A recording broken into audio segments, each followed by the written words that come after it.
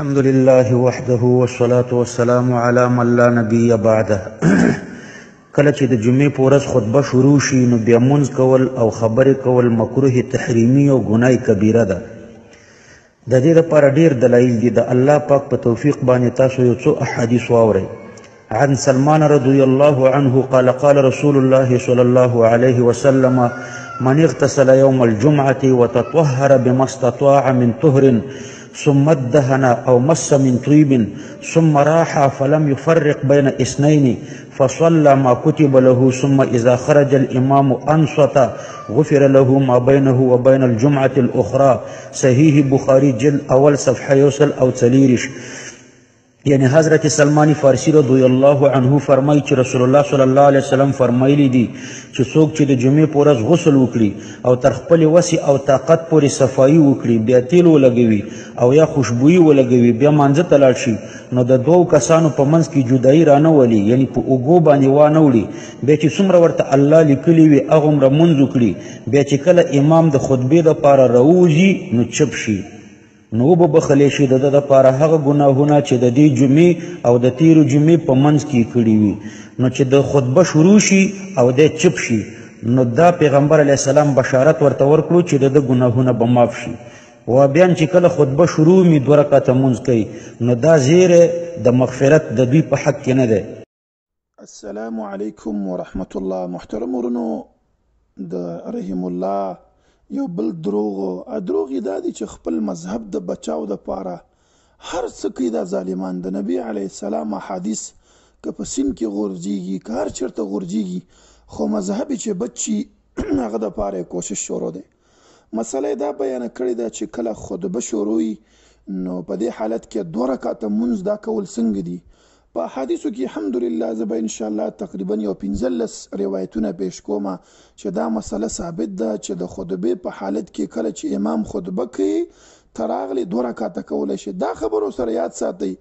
چې دوی د جمعې په ورځ باندې ډېر بدعت کوي. یو بدعت دا دی د خطبې نه مخکې د پښتو کې چې بیان کوي، دوی دا عقیده ده چې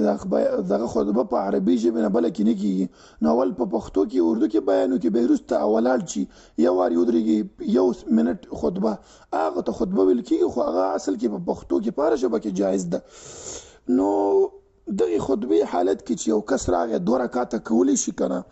احادیثو کې نهي عن المنکر نه منع ده. نهي عن المنکر څه ته وایي؟ یو کس دی هغه شور کوي یا څه کار کوي ته ورته چپ شه،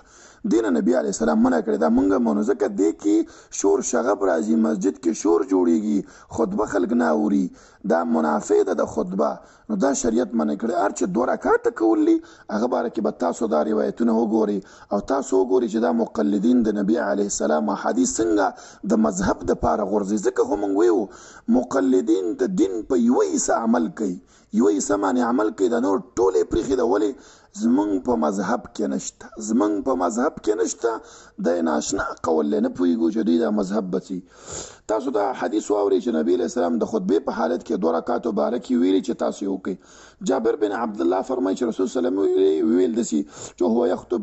د خطبې کوله چې اذا جاء احدکم، وایي تاسو کې چې یو کس راشي او امام خطبه کړي او قد خرج فلیصلي رکعتین، 2 رکعته دي وکړي. بخاري کې دا حدیث دی 1116 حدیث نمبر دی. جابر بن عبدالله فرمایي چې نبی صلی الله علیه وسلم موږ ته ویلي چې اذا جاء احدکم یوم الجمعة، وایي تاسو کې چې یو کس د جمعې په ورځ راشي وقد خرج الامام فلیصلي رکعتین، 2 رکعته دي وکړي. دا حدیث د مسلم دی،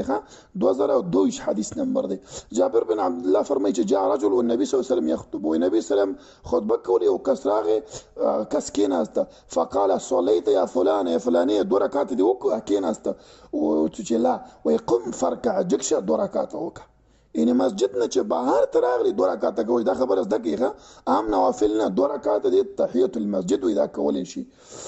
جابر دغه عبدالله بن عمر وایي چې سمع جابر بن عبدالله، وایي هغه ویلي چې دخل رجل یوم الجمعة والنبي صلی الله علیه وسلم یخطب، وایي جمعې پر ورځ یو کس راننوته او نبي صلی الله علیه وسلم خطبه کوله، نو بیا ورته چې صلیته 2 رکعته دي کړي، او چې لا قال فصلي رکعتین، 2 رکعته وکړه. څومره ښایسته روایتونه دي د لمر په شانتې ښایسته. سلیک الغطفاني صحابي دی، جمعې په ورځ باندې راغی، فجلس فقال له یا سلیک قم فرکع رکعتین، ای سلیک جګ شه 2 رکعته مونځ وکړه. کار روایت دام په مسلم کې نقل دی 2000 حدیث ټول د مسلم بخاری حدیث دی ابو سعید الخدری فرمایي چې دخل يوم الجمعه ومروان يخطب واذا ابو سعید الخدری د جمعې پر مسجد ته راننوته دغه ابن ابي سرح وي ابو سعید الخدری مسجد ته راننوته او مروان خطبه کوله او هغه فقام فيصلي جکش 2 رکعات کول مطلب ولاړ 2 رکعات کول دغه راغله د کم چې چوکیداران دی هغه منیکاو او هغه ورته ویل چې دا شی زه نه پرېږدم ځکه چې ما د نبي سلم په زمانه کې دا خبره دا مونځ کړی دی بیا داسې ویلي چې وایي ما نبي سلم ویل جمعې پر ورځ خطبه کوله فامر فصلى رکعتین و نبي سلم یخطب ویا کس ته ویل چې 2 رکعاته وکړه او نبي سلم لا خطبه کوله نو ګوره ابو سعید الخدري دلته اجماع نقل که صحابه موجود دي تابعین موجود دي د ټولو په مخ کې دا خبره کوي دا 2 رکعاته زه نه پرېږدم چې نبي سلم په زمانه کې یو کس راننوته په دغه طریقې سره هغه مونځ وکړو دا حدیث په ابن ماجه کې 511 حدیث دی ابو سعید الخدری فرمای چې جاء رجل ونبي سلم يخطب یو کس مسجد ته راغی هغه خطبه کوله فقال صليت 2 رکعات دي کړي قال لا قال فصلي ركعتين 2 رکعات بیا وکړه دا حدیث په ابن ماجه کې 114 حدیث نمبر دی ابو سعید الخدری فرمای چې ان رجل دخل المسجد یو کس مسجد ته نو نبي سلم خطبه کوله فقال صلي ركعتين 2 رکعات وکړه بیا ویل چې 2 رکعات وکړه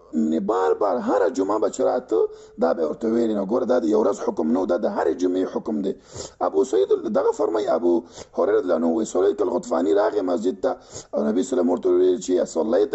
شیئا 8 رکعات مونږ کړی دی او قال لا قال صلي رکعتين 2 رکعات خو لنډه وکړه دا ابو داود کې دا حدیث نقل دی یول سوا یو سل شپارس حدیث نمبر دی سولیک فرمای چې قال رسول الله صلی الله علیه وسلم او نبی سلام ته ویل ګور قولی او تقریری او فعلی ټول حدیث شته و اذا جاء احدكم والامام يخطب وتاسو کې یو کس راشي مسجد ته امام خطبه کوي فليصلي ركعتين خفيفتين 2 رکعتونه دی وکي دا حدیث مسند احمد کې راغلی په 2 جلد یوسلو واتع د کې صفحه کې دغه فرمي جابر بن عبد الله وجي سمع النبي صلى الله عليه وسلم يقول لرجل دخل المسجد والنبي صلى الله عليه وسلم ورد مسجد ته وكسر انه ورته ویلي چې جکشه قم فصلي ركعتين 2 رکعات منذك على الحديث كده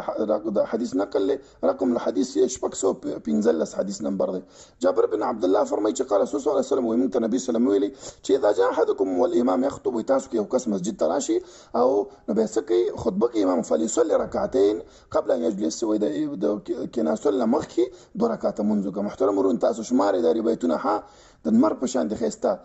حلیه الاولیاء کې دا روایت نقل لزرا یوسل یودش حدیث نمبر دی ربيع بن سمير فرمای چې رايت الحسن يصلي ركعتين والامام يخطب وما حسن لانه اللي چې 2 رکعات کول وای حسن به دسي ویلي وای نبی سلام دا خبره کړی چې اذا جاء احدكم والامام يخطب تاسو کې یو کس راسي مسجد ته امام خطبه کوي فليصلي ركعتين دا حدیث سنن دارمی کې نقل له پاول جلد 310 حدیث نمبر قتادة السلمي فرمي عشان النبي صلى الله عليه وسلم اذا جاء احدكم والنبي صلى الله عليه وسلم اذا دخل احدكم المسجد وتاسك يو کس مسجد تر انه فليركع ركعتين قبل ان يجلس واذا كان سنه مخکې 2 رکعاتو کې بخاری کې دا حدیث د 1400 ابو هريره فرمایي چې نبی صلی الله علیه وسلم اذا جاء احدكم المسجد فلا يجلس حتى يركع ركعتين تاسو یو کس مسجد تر انه هغه پوری دي کې تر څو پوری چې 2 رکعاتونه کې محترم ورونو دغه روایتونه د مر په شان دي او چې نه مني نو دا مقلدین نه مني موږ ځکه وایو چې تقلید چې دی دا د شرک لاره ده د شرک فی الرساله ده ځکه نبی علیه السلام سره یو مولا یو ځای کړی دی د مولا خبره منل کېږي او د نبی علیه السلام حدیث چې دی هغه په عرض کې غورځول کېږي د مذهب د خاطر محترم ورونو السلام علیکم ورحمة الله محترم ورونو د رحم الله